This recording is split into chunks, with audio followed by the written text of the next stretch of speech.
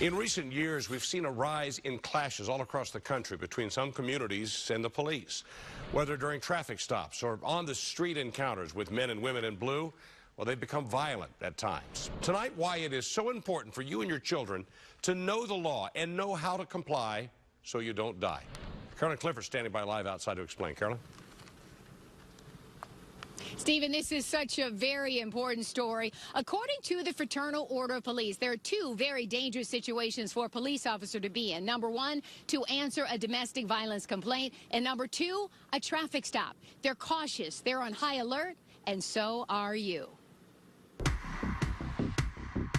When a traffic stop goes wrong, the images are often disturbing. One of the worst here made national headlines in 2015. After getting pulled over, a Detroit man, Floyd Dent, was repeatedly punched in the head by an Inkster police officer.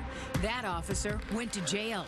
According to a 2015 report by the Washington Post, getting pulled over was the precursor to about 11% of fatal police shootings. And they pulled us over because we was 5 black men in a brand new car, and they thought it was stolen. Detroiter Marquise Davis is only 18.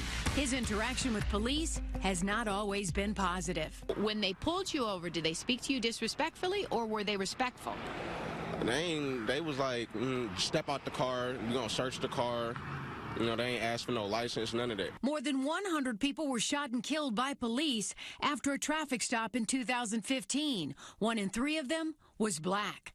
To cut down on such problems in Detroit, Police Chief James Craig introduced community policing so bad interactions are kept to a minimum. Every officer, when he approaches a car, he or she is nervous. 33-year DPD veteran Detective Brian Fountain goes into schools, churches, or community groups to teach the do's and don'ts of how to interact with police. On this day, he was at Renaissance High School. When I pull a car over and I see people moving, what do I think they're doing? I think you're reaching for a gun. How do we prevent our children from being killed?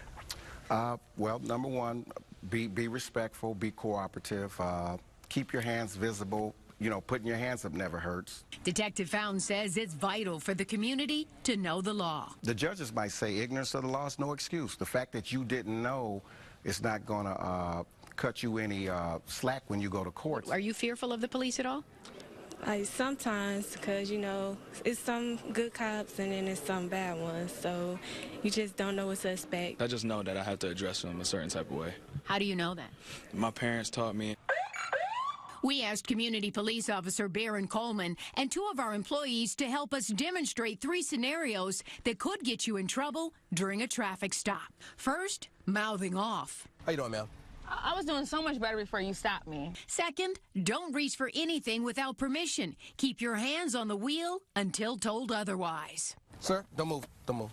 Sorry. I need to see a license, your registration, proof of insurance, please. And third, never get combative with an officer. So many images on TV where young ladies and young men end up on the ground. When she jerks away from you, is that an absolute no-no? Never jerk away from the police. You're being escorted or you're being detained.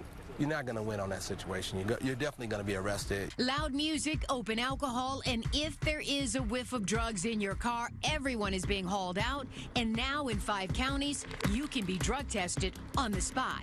Bottom line, it's in your best interest to comply so you don't die, end up in cuffs, or behind bars.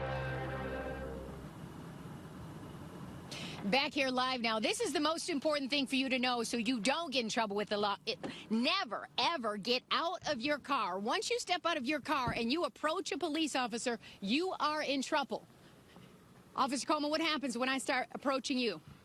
No, you cannot approach an officer on a traffic stop, especially when he have you stop. You need to stay in the vehicle, comply, wait for the officer to get to the vehicle. If you step out of the vehicle, you make the situation very unsafe, mainly for yourself and the officer. Even if I'm trying to bring my driver's license to you, if I continue to come towards you, what will happen? Will I be arrested? Sometimes I might even end up shot.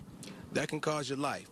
Officer don't know your situation. He didn't ask you to come out the vehicle. He didn't ask you to come bring anything to him.